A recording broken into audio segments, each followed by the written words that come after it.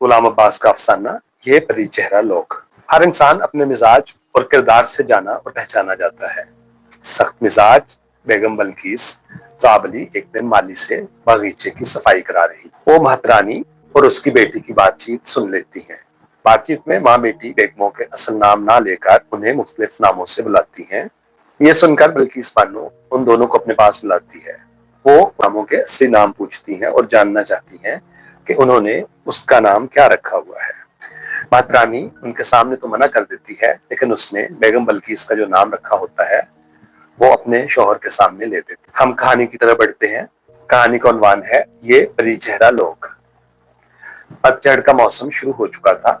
बेगम बल्कीस त्राबली हर साल की तरह अब के भी अपने बंगले के बागीचे में माली से पौधों और पेड़ों की काट छांट करा रही थी। उस वक्त दिन के कोई 11 बजे होंगे। सेठ त्राबली अपने काम पर और लड़के लड़कियां स्कूलों कॉलेजों में जा चुके थे। चुनाचे बेगम साहब बड़ी बेफिक्री के साथ आराम कुर्सी पर बैठी माली के काम की निगरानी कर रही थी। बेगम त्राबली को निगरानी के कामों से हमेशा बड़ी दिलचस्पी रही थी। आज से 15 साल पहले जब उनके शौहर ने, जो उस वक्त सेठ त्राबली नहीं बल्कि शेख त्राबली कहलाते थे और सरकारी तामीरात के ठेके लिया करते थे, इस निवाह में बंगला बनवाना शुरू किया था, तो बेगम साहब ने उसकी तामीरात के काम की बड़ी कड़ी निगरानी की थी और ये उसी का नतीजा था कि यह बंगला बड़ी किफायत के साथ और थोड़े ही दिनों में बनकर तैयार हो गया था। बेगम त्राबली का डील डोल मर्दों जैसा था, ऊंची आवाज और गंभीर, और रंग सांवला जो गुस्से की हालत में स्याह पड़ जाया करता। चुनाचे नौकर चाकर उनकी डांट डपट से थर थर कांपने लगते और घर भर पर सन्नाटा छा जाता। उनकी औलाद में से 3 लड़के और 2 लड़कियां सने बलूगत को पहुंच चुके थे, मगर क्या मजाल जो मां के कामों में दखल देना या उसकी मर्जी के खिलाफ कोई काम करना पसंद करते थे। चुनाचे बेगम साहिब पूरे खानदान पर एक मलका की तरह हुक्मरान थी। उम्र और खुशहाली के साथ साथ उनकी फरबही भी बढ़ती जा रही थी और फरबही के साथ रोब और दबदबा भी। इन 15 वर्ष में जो उन्होंने इस निवाह में गुजारे थे वो यहाँ के करीब करीब सभी रहने वालों से बखूबी वाकिफ हो गई थी। बाज घरों से मेल मिलाप भी था और कुछ बीबियों से दोस्ती भी। वो इस इलाके के हालात से खुद को बाखबर रखती थी, यहाँ तक के अमलाक की खरीदो फरोख्त और बंगलों में नए किराएदारों की आमद और पुराने किराएदारों की रुखसत की भी उन्हें पूरी पूरी खबर रहती थी। उस वक्त बेगम त्राबली की तेज नजरों के सामने माली का हाथ बड़ी फुर्ती से चल रहा था। उसने पौधों और छोटे छोटे पेड़ों की काट छांट तो कैंची से खड़े खड़े ही कर डाली थी, और अब वो ऊंचे ऊंचे दरख्तों पर चढ़कर बेगम साहब की हिदायत के मुताबिक सूखे या जायद टहने कुल्हाड़ी से काट काट कर नीचे फेंक रहा था। कुछ देर बाद बेगम साहब बैठे बैठे थक गई और कुर्सी से उठकर बंगले की चारदीवारी के साथ साथ टहलने लगी। बंगले के आगे की दीवार के साथ साथ जो पेड़ थे उनमें 2 एक तो खासे बड़े थे जिनकी छांव घनी थी, खासकर वलायती बादाम का पेड़। उसका साया निस्फ बंगले के अंदर और निस्फ बाहर सड़क पर रहता था। दिन को जब धूप तेज हो जाती तो कभी कभी कोई राहगीर या खंचे वाला जरा दम लेने को उसके साए में बैठ जाता था। बेगम बल्कीस त्राबली जैसे ही उस पेड़ के पास पहुंची, उनके कान में दीवार के बाहर से किसी के बोलने की आवाज आई। उन्होंने उस आवाज को फौरन पहचान लिया। ये इलाके की महतरानी सुग्गो की आवाज थी, जो अपनी बेटी जुग्गो से बात कर रही थी। ये माँ बेटियां भी अक्सर दोपहर को इसी पेड़ के नीचे सस्ताने या नाश्ता पानी करने बैठ जाया करती थी। बेगम बल्कीस त्राबली ने पहले तो उनकी बातों की तरफ ध्यान ना दिया, मगर एकाएक ही उनके कान में कुछ ऐसे अल्फाज पड़े कि वो चौंक उठी। सुग्गो अपनी बेटी से पूछ रही थी, क्यों री, तूने तोते वाली के यहाँ काम कर लिया था? हाँ, जुग्गो ने अपनी महीन आवाज में जवाब दिया। और खिलौने वाली के यहाँ? वहां भी। और तपेदिक वाली के यहाँ? आपके? जुग्गो की आवाज सुनाई ना दी। शायद उसने सर हिलाने पर ही इक्तिफा किया होगा। और काली मेम के यहाँ? अब तो बेगम त्राबली से जब्त ना हो सका और वो बेख्तियार पुकार उठी, सुग्गो, अरे यो सुग्गो, जरा अंदर तो आइयो। सुग्गो के वहमो गुमान में भी ये बात ना थी कि उसकी बातें कोई सुन रहा होगा, खसूसन बेगम बल्कीस त्राबली, जिनकी सख्त मिजाजी और गुस्से से उसकी रूह कांपती थी। वो पहले तो गुमसुम रह गई, फिर मरी हुई आवाज में बोली, अभी आई बेगम साहिब। थोड़ी देर बाद वो आंचल से सीने को ढांकती, लहंगा हिलाती बंगले का फाटक खोल अंदर आई। जुग्गो उसके पीछे पीछे थी। दोनों माँ बेटियों के कपड़े मैले चिकट हो रहे थे। दोनों ने सर में सरसों का तेल खूब लेसा हुआ था। सलाम बेगम साहब, सुग्गो ने डरते डरते कहा।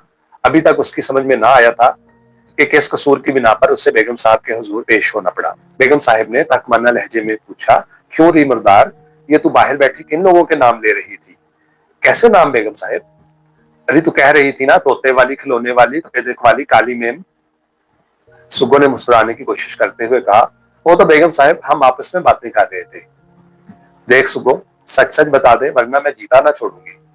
सुगो पल भर खामोश रही। उसने जान लिया कि बेगम साहब से बात छुपानी मुश्किल होगी और उसने बड़ी लजाजत से कहना शुरू किया, वो बात ये है बेगम साहब, हम लिखत पढ़त तो जानते नहीं और हमको लोगों के नाम भी मालूम नहीं, सो हमने अपनी निशानी के लिए उनके नाम रख लिए हैं। अच्छा तो ये तोते वाली कौन सी है? वो जो बड़ा सा घर है ना अगली गली में नुक्कड़ वाला, फारूक साहब का?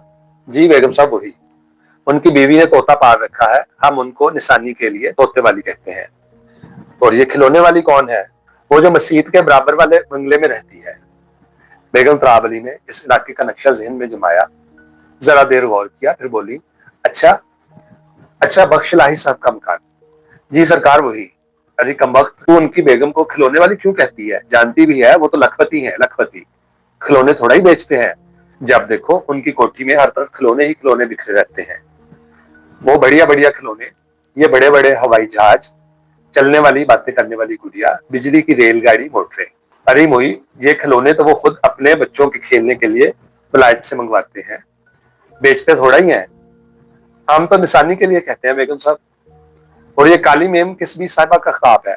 वो जो क्रिस्टान रहते हैं ना, मिस्टर डी फ्लोरी। जी हाँ वही है, कमबख्त तेरा नाश हो जाए। और तपेदिक वाली कौन है?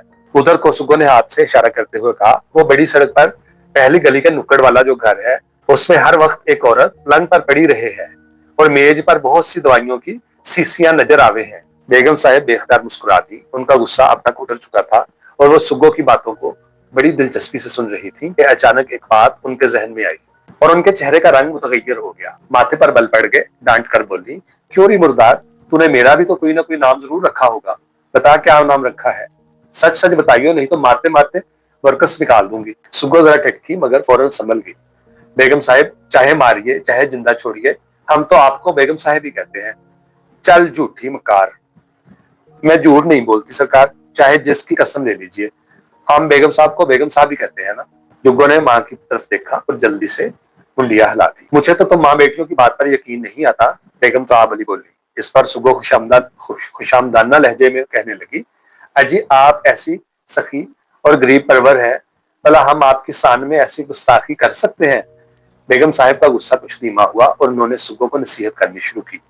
देखो सुगो, इस तरह शरीफ आदमियों के नाम रखना ठीक नहीं, अगर उनको पता चल जाए तो तुझे एकदम नौकरी से जवाब दे दें। अच्छा बेगम साहब, इस दफा तो हमें माफ कर दें, आगे को हम किसी को इन नामों से नहीं बुलाएंगे। सुगो ने जब देखा कि बेगम साहब का गुस्सा बिल्कुल उतर गया है तो उसने जमीन पर पड़े हुए टहनों को ललचाई हुई नजरों से देखा। बेगम साहब, उसने बड़ी लजाजत से कहना शुरू किया, खुदा हजूर के साहब और बच्चों का सदा सुखी रखे। ये जो 2 टहने आपने कटवाए हैं, ये तो आप हमें दे दीजिए सरकार। झोंपड़ी की छत कई दिनों से डूबी हुई है, तो उसकी मरम्मत हो जाएगी, गरीब दुआ देंगे। बेगम बल्कीस त्रावली पहले खामोश रही, मगर जब सुगो ने ज्यादा गुड़गुड़ाना शुरू किया तो पसीज गई।